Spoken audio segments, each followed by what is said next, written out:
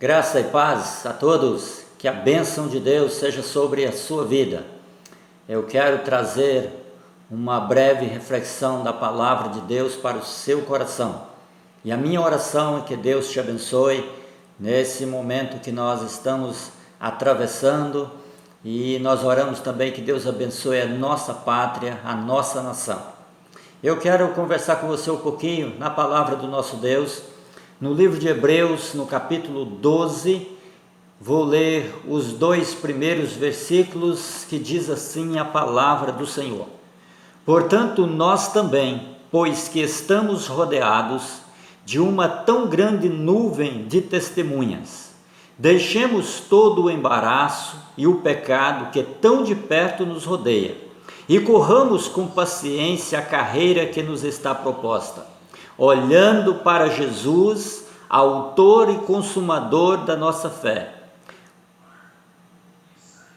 o qual, pelo gozo que lhe estava proposto, suportou a cruz, desprezando a afronta, e assentou-se à destra do trono de Deus.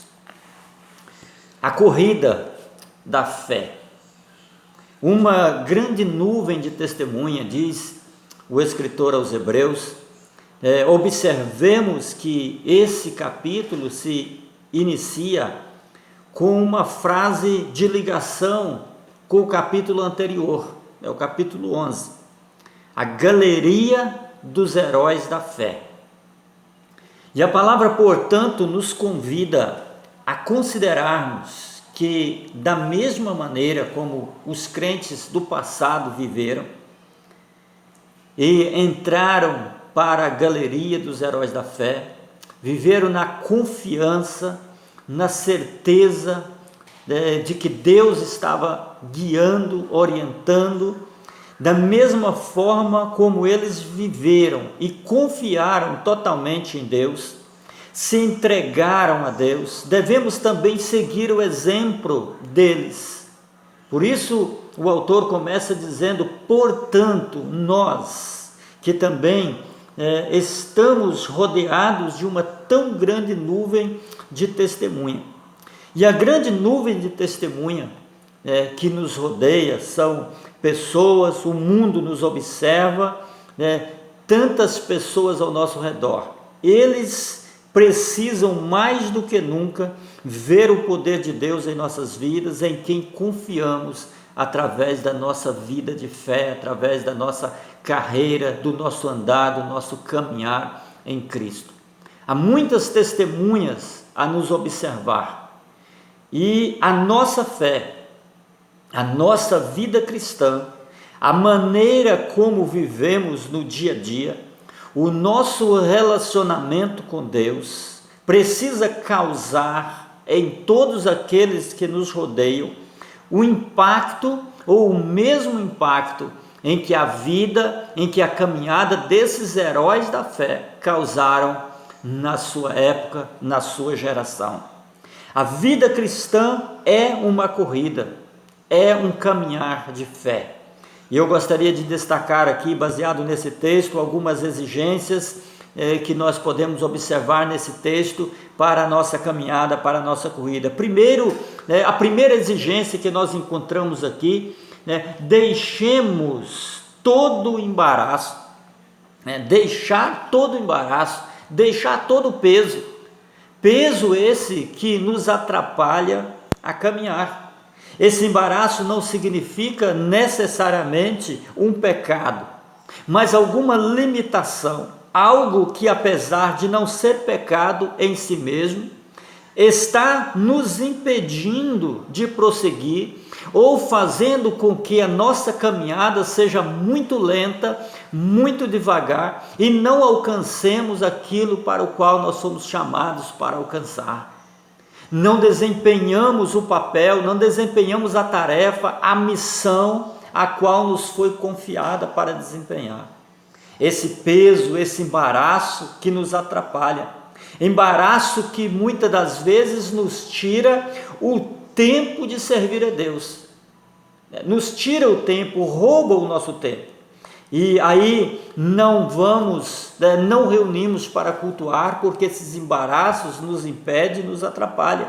Não lemos a Bíblia, não oramos, e aí falamos que não temos tempo, porque nós estamos agarrados a esses embaraços.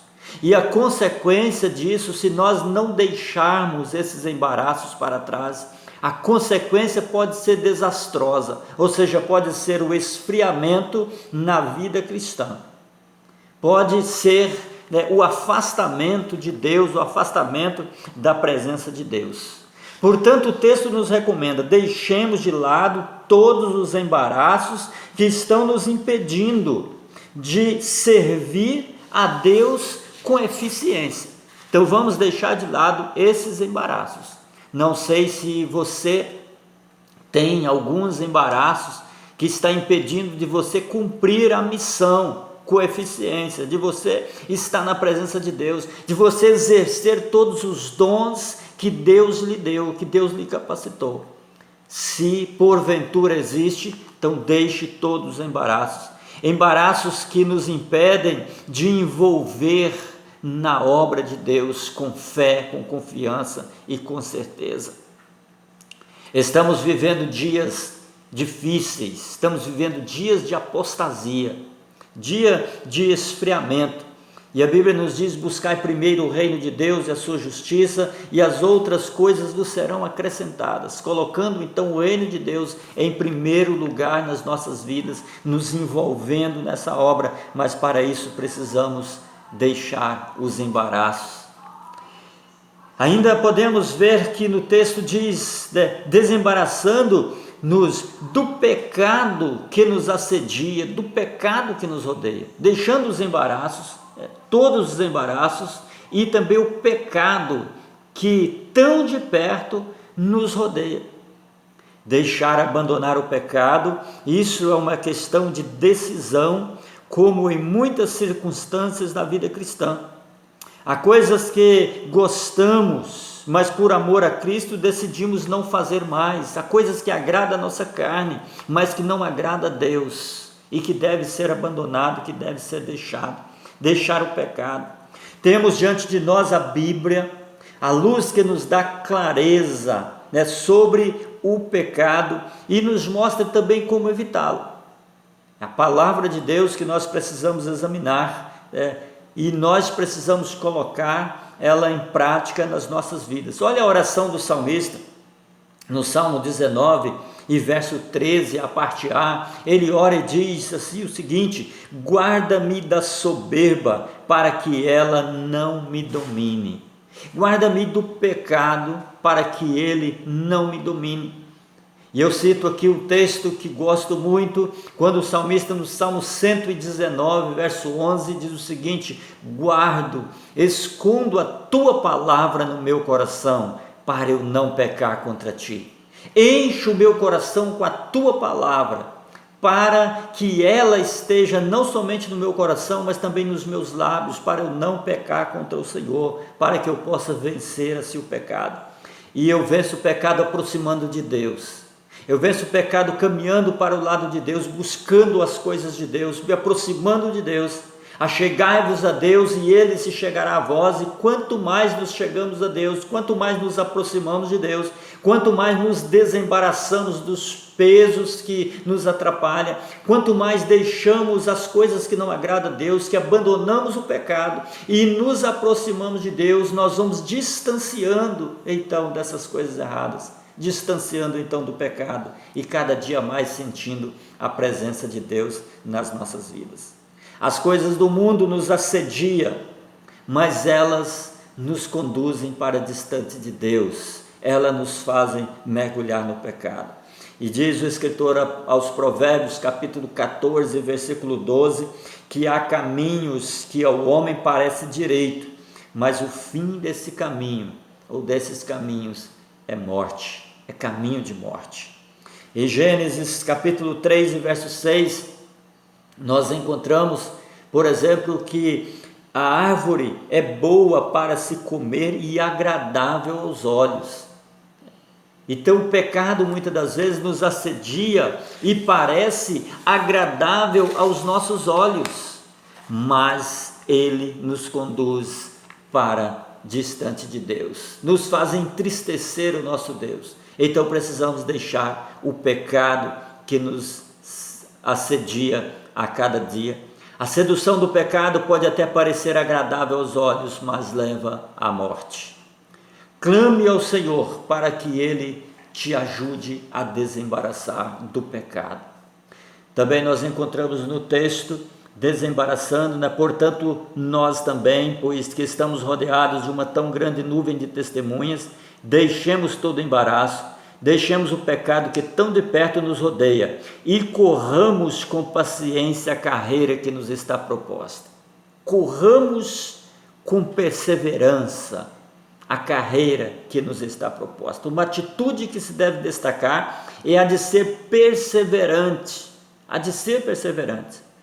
Então existem muitos obstáculos nesse caminho, no caminhar da fé, exatamente para nos desviar desse propósito. O inimigo lança esses obstáculos na nossa frente, na nossa caminhada, exatamente para nos desviar desse propósito, nos desviar dessa missão, de correr com perseverança a carreira que nos está proposta, a vocação em que nós somos chamados para sermos adoradores, servos do Senhor. Deixar todo o embaraço, todo o peso que nos atrapalha a caminhar, deixar o pecado que tão de perto nos assedia, correr com perseverança a carreira que nos está proposta, olhando firmemente para Jesus, autor e consumador da nossa fé. Que maravilha! Olhando para Jesus, nós vamos deixar o pecado, deixar os embaraços que nos atrapalham, vamos correr essa carreira com perseverança e não estamos sozinhos.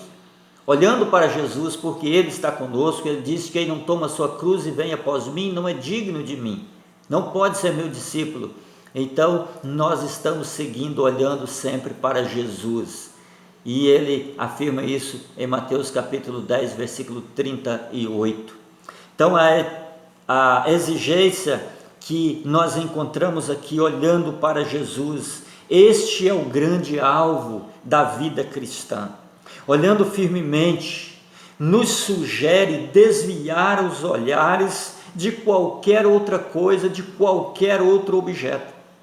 Não olhar para nenhuma outra coisa a não ser para Jesus. Ele é o padrão da nossa vida cristã. Um olhar concentrado, um olhar firme, um olhar direto para a pessoa, para os ensinos de Jesus na sua palavra. Olhar firmemente nos fala também que não podemos olhar em duas direções ao mesmo tempo, apenas para Jesus. Jesus é suficiente Salvador. Jesus é o único mediador entre Deus e o homem, Jesus Cristo, o homem. Ele é o nosso único Senhor e suficiente Salvador, porque na cruz do Calvário, através do seu mérito na cruz do Calvário, e não há nenhum mérito humano na salvação, Ele estendeu os seus braços ali para a nossa salvação naquela cruz. Por isso devemos olhar para Ele, porque Ele é o suficiente, Ele é o autor, Ele é o consumador da nossa fé. Então toda a nossa vida cristã está na pessoa de Cristo Jesus, e é para Ele que nós devemos olhar. O autor desta carta nos ensina mais uma vez que tudo começa e termina com Jesus. Ele é desde o princípio, Ele é o início e o fim, Ele é o alfa e o ômega, Ele é o primeiro e o último, Ele é o autor e o consumador da nossa fé, da nossa carreira cristã, da vida cristã, a pessoa de Cristo Jesus. A vida cristã está em Jesus, fundamentada, alicerçada em Jesus, porque Ele é o alfa e o ômega, Ele é o primeiro e o último, Ele é o princípio e o fim, Ele é o autor e o consumador da nossa fé. Olhe firmemente para Jesus como o nosso maior exemplo. Ele suportou a oposição dos pecadores, Ele suportou a cruz, suportou a vergonha da cruz, mas assentou à direita de Deus, de onde intercede por nós. E a Bíblia diz que ele se humilhou até a morte, morte de cruz, mas recebeu um nome que é sobre todo nome, e que ao nome de Jesus se dobre todo joelho no céu e na terra, e que toda língua há de confessar que Jesus Cristo é Senhor, para a glória de Deus Pai. Todo joelho se dobrará e toda língua confessará. Se não confessar agora, confessará no último dia. Se não dobrar o joelho agora diante do Senhor para ser um adorador, dobrará no último dia. Se não reconhecer a Jesus como o único Senhor e Salvador agora, terá que reconhecê-lo como Senhor e como juiz no último dia. Porém, será tarde demais. Será para vergonha eterna. Porque ele agora está com as suas mãos estendidas, com os seus braços, com os seus olhos sobre todos, com o seu amor ao alcance de todos, buscando a todos os homens, quer que todos os homens sejam salvos. E se você quer entrar no céu, então deixe os embaraços, então deixe o pecado, corra com perseverança a sua carreira, olhe para Jesus e busque nele o perdão, porque ele é o único Senhor, ele é o único Salvador.